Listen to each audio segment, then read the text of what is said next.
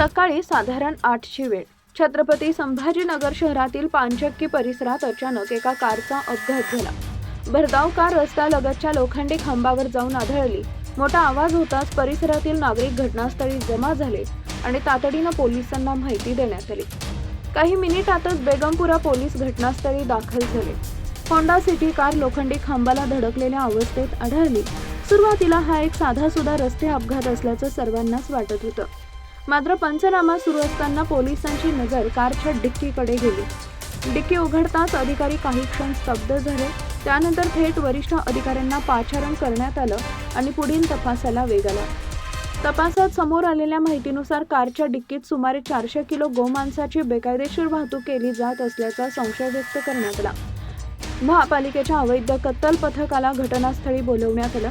प्राथमिक तपासणीनंतर मांस गोवंशांचे असल्याचं सांगण्यात आले.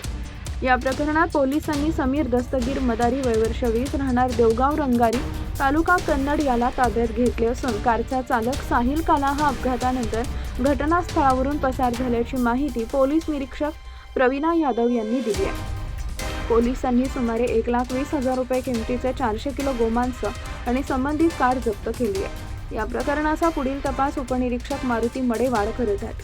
प्राथमिक चौकशीत ताब्यातील आरोपीनं सांगितले की ते कसाबखेडा फाट्यावरून शहरात मांस पोहोचवण्यासाठी निघाले होते. मात्र पानचक्की जवळ अपघात झाल्यानंतर चालक कार जागीच सोडून पसार झाला. त्याचा शोध पोलिसांकडून सुरू आहे.